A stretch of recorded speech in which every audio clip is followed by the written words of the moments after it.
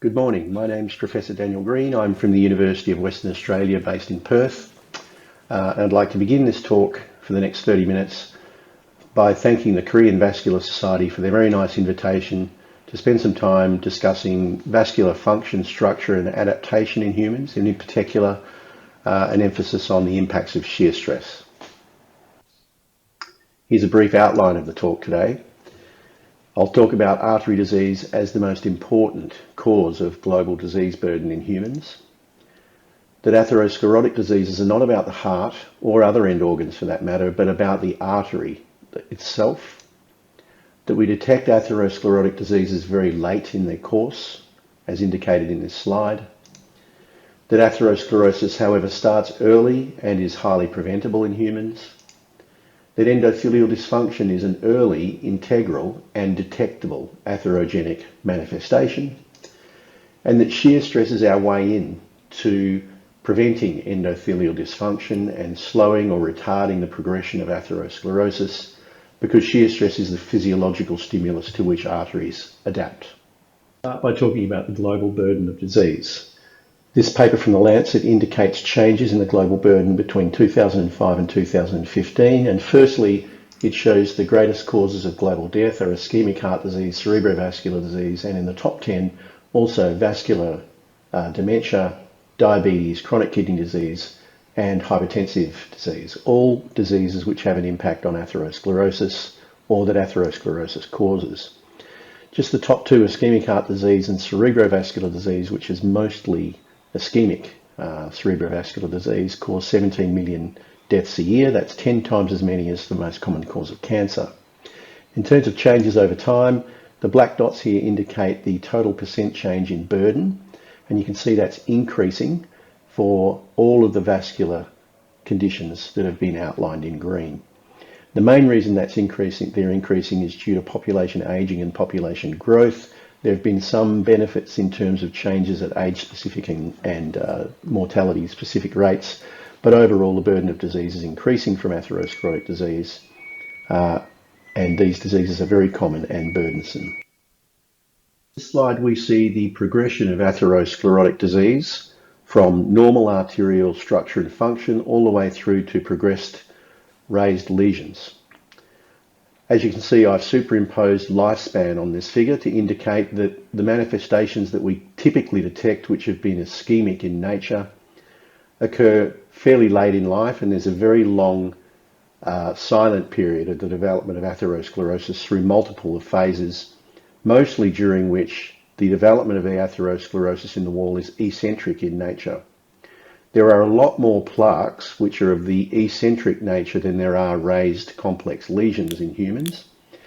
And it's still the case that roughly 50% of people who die suddenly from acute atherothrombosis have no previous symptoms. There's not a lot of warning signs in many people, and that's because small labile plaques rupture and you have an atherothrombotic event.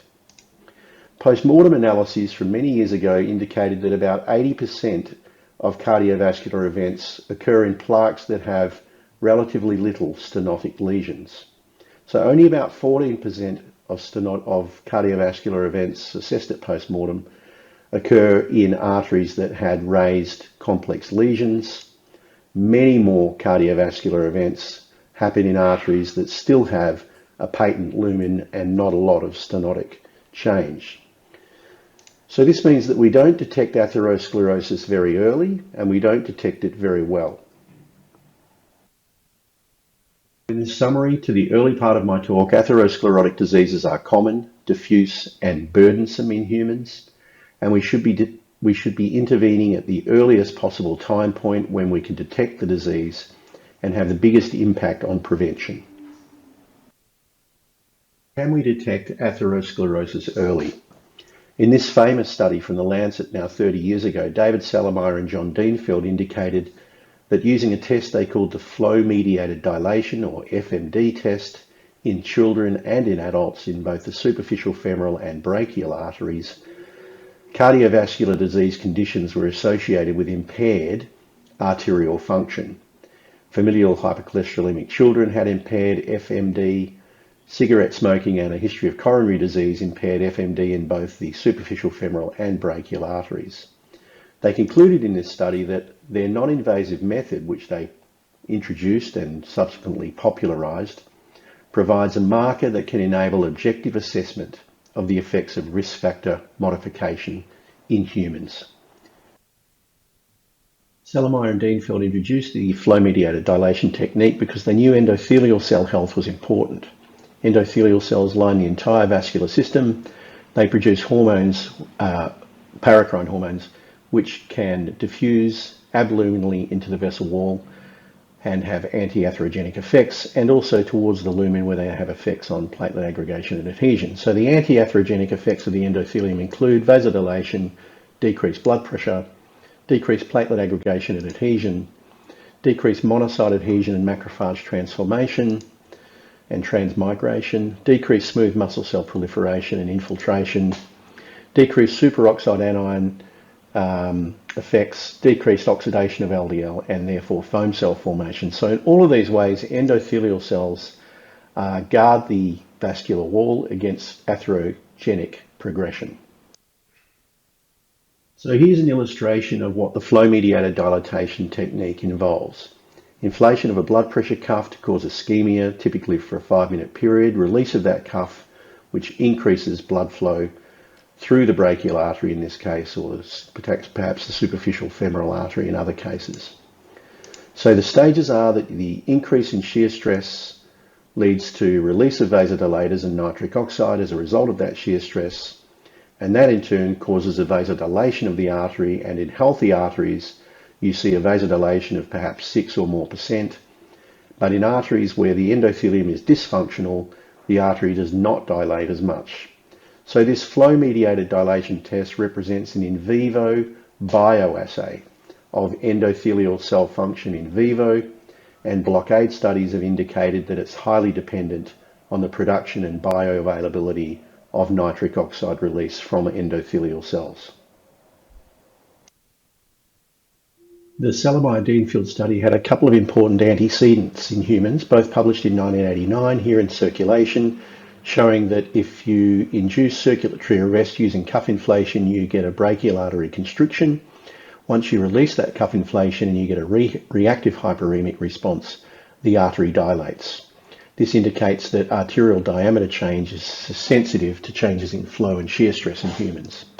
Similarly, in this study by Sinaway and colleagues in Circ-Res, a dose-response curve relationship was evident in terms of the diameter increase that you saw after 1, 3, and then 10 minutes of an ischemic reactive hyperemic stimulus.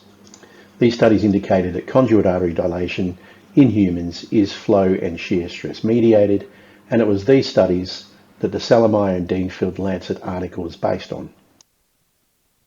The human studies on shear stress and vasodilation were really predicated on this study from 1986, published in Hypertension by Pohl and colleagues. And here you can see the hind limb of a dog which has been exposed, the femoral artery is exposed, 2 adjustable snares are placed upstream and downstream, and this is to manipulate blood flow through the artery.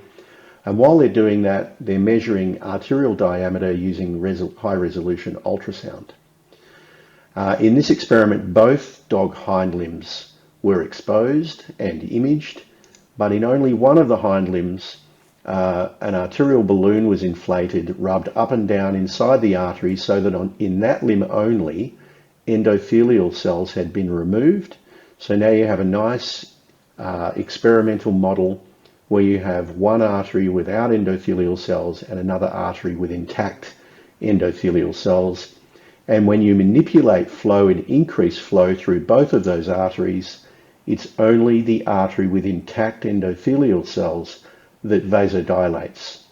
So this very convincingly proved that the presence of the endothelium was necessary for arteries to dilate in response to an increase in shear stress, and that conduit artery dilation is therefore flow and shear stress mediated.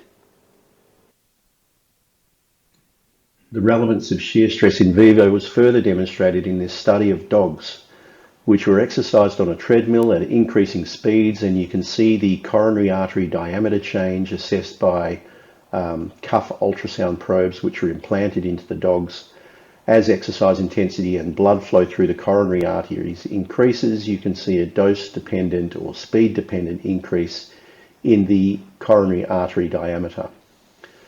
These dogs were removed from the treadmill, balloon angioplasty was performed, endothelial cells were removed from the coronary arteries under assessment, and when they were replaced on the treadmill acutely after 3 days, a dose response was also evident, but this time the coronary artery spasmed and vasoconstricted in response to increased blood flow and shear stress. So in this experiment, balloon angioplasty transformed a vasodilator response to an increase in shear stress into a vasoconstrictor response, and this was present sometime after the procedure was completed. So this study indicates that flow and shear stress activate the endothelium in response to increases in exercise intensity. We replicated this study in humans using radial artery catheterization as a model of endothelial denudation. As you know, radial artery catheterization involves insertion of a sheath which is so large that it can denude the endothelial cells in the region of interest, and we showed that when we did FMD studies before and after radial artery catheterization, there was a significant impairment in flow-mediated dilation, indicating that endothelial cells were obligatory for the flow-mediated dilation response. This resolved after about 3 months, but interesting, it was present at the sheath site but also distally in the catheter site, indicating that some of the impairment in endothelial function may be due to inflammatory responses. So to this point, I've demonstrated that artery function is dependent upon an active endothelial cell lining, both in humans and in animals. In this study published in Science by Langle and O'Donnell, very classic study in physiology, rabbit carotid arteries were studied. One carotid artery was ligated proximally so that it had a chronic decrease in flow, and that chronic decrease in flow was associated with a remodeling of the artery structurally, so that the artery exposed to low flow chronically decreased in size. This only occurred in arteries that had endothelial cell linings intact. In arteries where the endothelial cells were denuded, there was no remodeling of the artery. So in addition to the function of arteries being dependent upon the presence of endothelial cells, structural remodeling, including of large conduit arteries, is dependent upon the endothelial cell lining.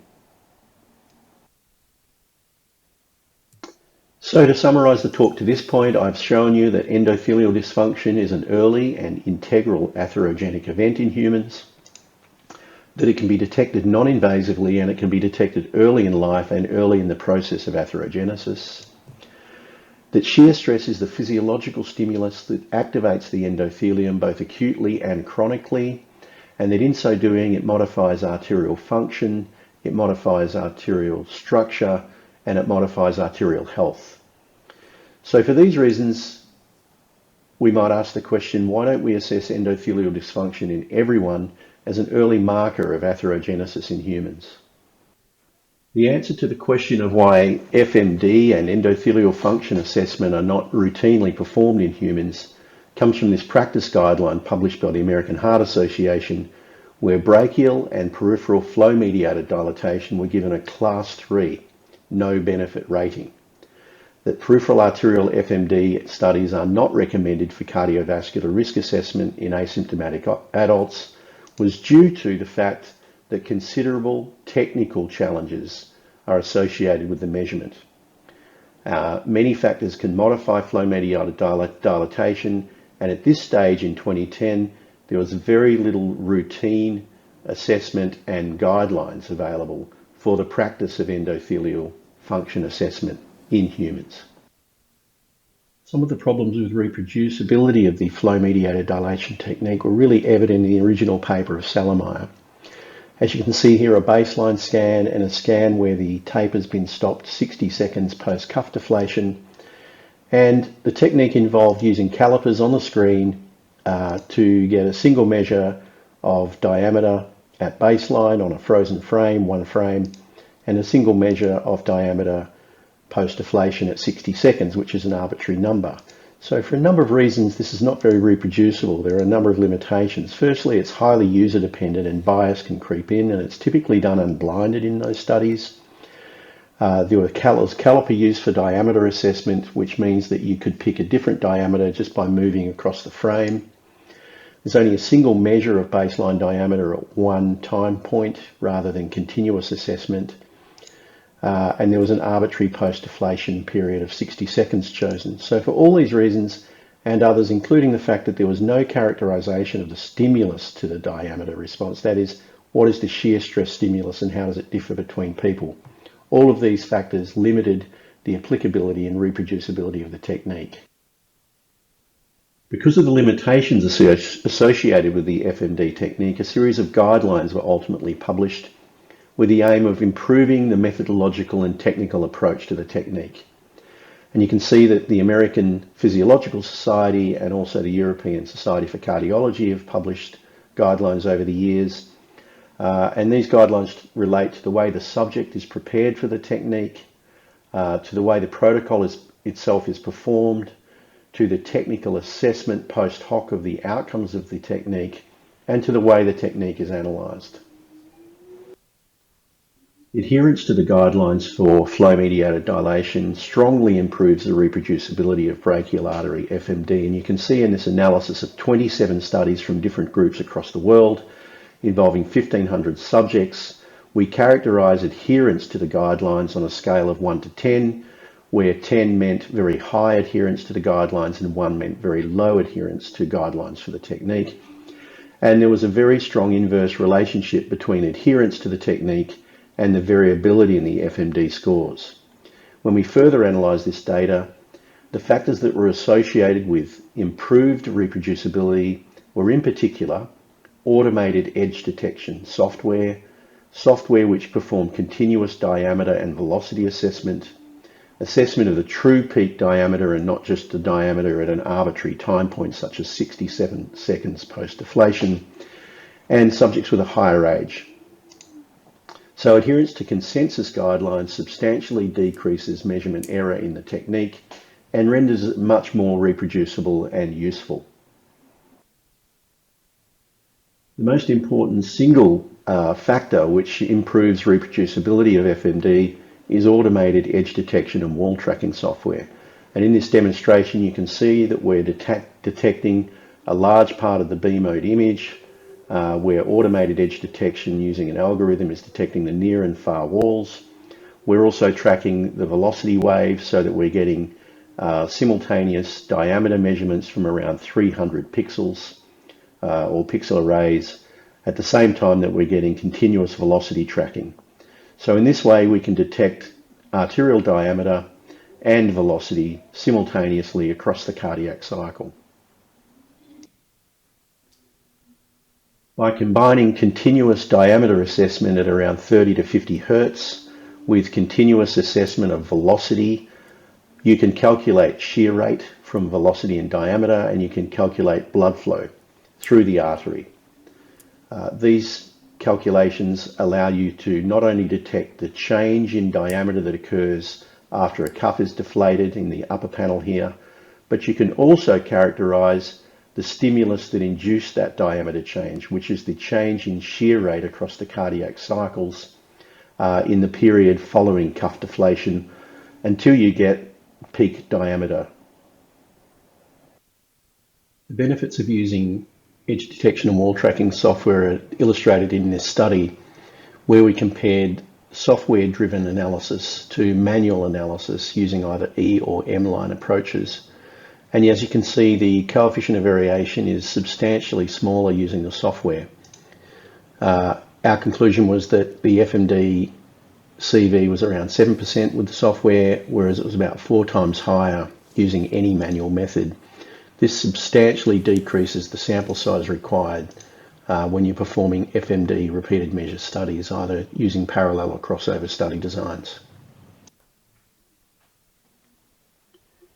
So I've discussed some of the technical aspects of how the flow-mediated dilatation technique is performed in humans and how performance of the technique can be improved by adherence to guidelines, and in particular the use of wall tracking and edge detection, which makes it far less user dependent.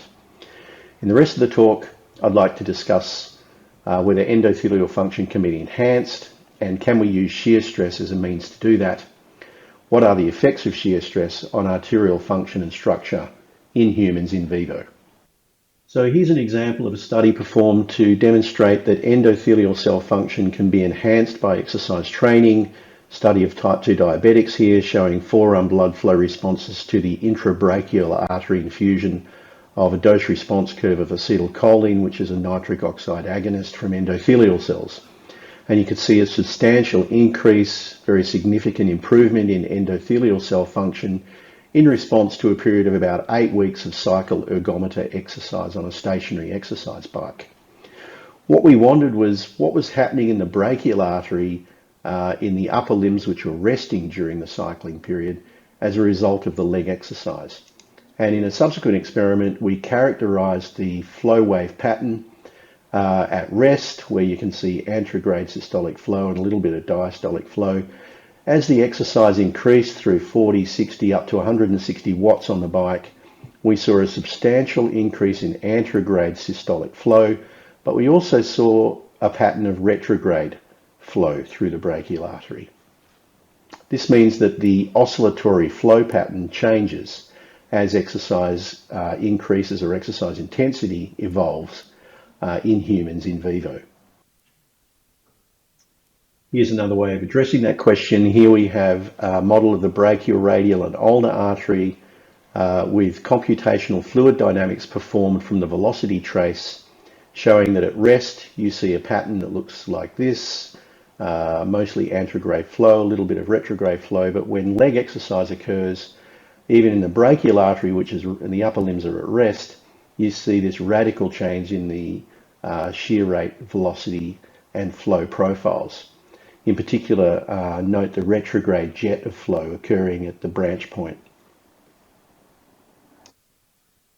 In a series of subsequent studies, we investigated whether different patterns of shear stress could have different effects on artery function. So we studied shear stress at rest, half an hour of quiet rest, and you can see the shear rate pattern at rest is predominantly anterograde, a little bit retrograde during diastole. Then we heated the forearms for half an hour and we induced an increase in anterograde flow. With hand grip exercise, you get an increase in anterograde flow also, and a little bit of an increase in retrograde. With cycling, as demonstrated earlier, we see an increase in retrograde flow during diastole because of the increased vascular resistance, but the systolic increase in anterograde flow is present. And if you just inflate a cuff on the forearm to about 60 millimeters of mercury, you decrease anterograde flow, but also increase retrograde flow. And when we did each of these things for half an hour and then measured flow-mediated dilation before and afterwards, these are the changes in flow-mediated dilation. So with heating and anterograde flow increase, we saw an improvement in endothelial function. Same with hand grip and cycling to some extent. But when you have an unopposed increase in retrograde shear stress, you see a decrease in FMD.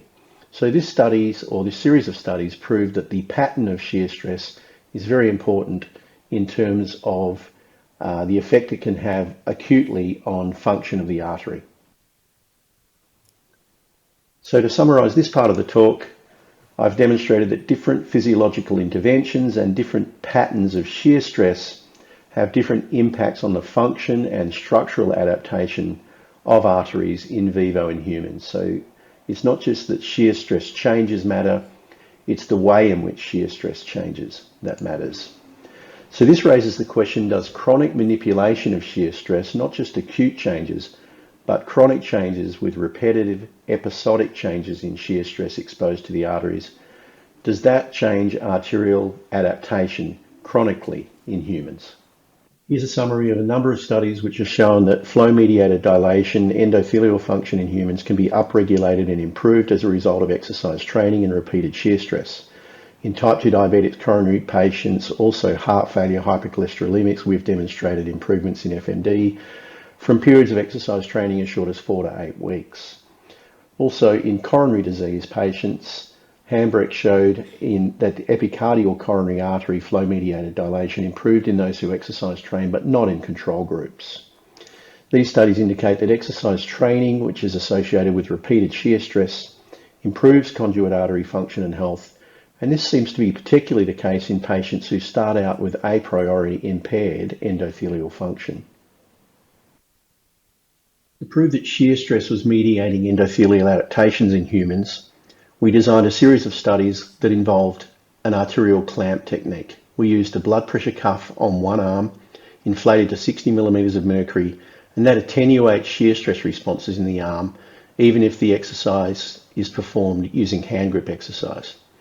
In the opposing arm, we had free-flowing blood and increases in shear stress. So this is a bilateral simultaneous model within humans where you've got one arm increasing shear stress, the other arm less so, despite the fact that identical interventions are involved. And when we did this over an 8-week period and assayed FMD every week, you can see that arterial function improved with FMD increasing, but only in the shear stress prone arm. In the arm where we clamp shear stress in the same people at the same period of time, these measurements were taken simultaneously, no changes in function unless in the case where shear stress didn't increase. And also when we measured artery structure, that increased after 4 weeks. And in fact, it increased towards the end, probably in a way that superseded the functional adaptation that we saw, which started to normalize. So a relationship here between function and structure, but in both cases, function and structure only change where shear stress is allowed to increase and the exercise is mediating its beneficial adaptation effects on the arteries by virtue of increasing shear stress. We then performed a series of subsequent studies.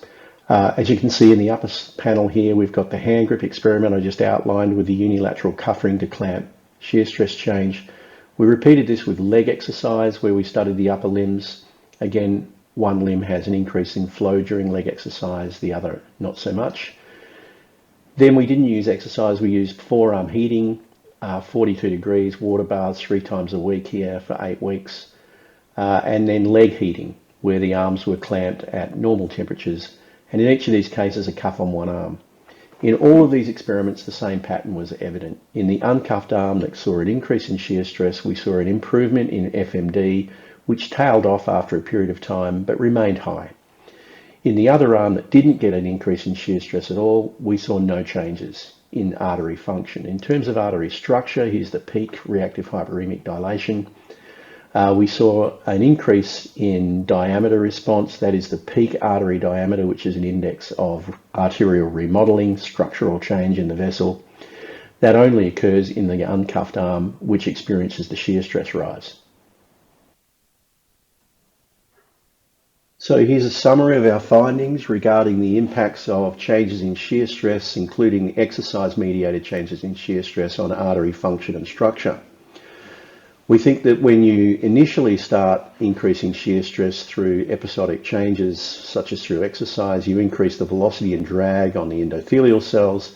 This induces a functional response, including through nitric oxide, EDHF, and prostacyclin, which changes the function of the artery and makes it more able to dilate. So you improve the functional dilation, including the upregulation of these beneficial hormones or paracrines.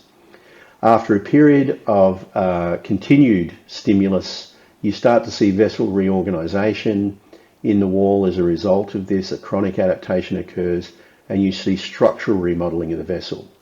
So if the time course of duration of exercise or duration of shear stress exposure is on the x-axis and the adaptation is on the y-axis, you see an initial functional change which starts to resolve as structural changes occur to structurally normalize the chronic adaptations in shear stress that you're exposing the artery to. So here's a final summary of the talk that I've given today. I think that we need to encourage arteriologists amongst us to recognize that endothelial cells are the gatekeepers to vessel health, function and structure in humans. That endothelial dysfunction is an early and integral atherogenic event. That endothelial function can be bioassayed non-invasively in vivo using high-resolution imaging and robust techniques, so long as guidelines are adhered to. That shear stress is the physiological stimulus that enhances endothelial cell function and modifies arterial structure in humans. and that repeated episodic increases in shear stress upregulate endothelial function, improve artery health, and decrease atherosclerotic progression. Thank you very much for your attention and for listening to my talk.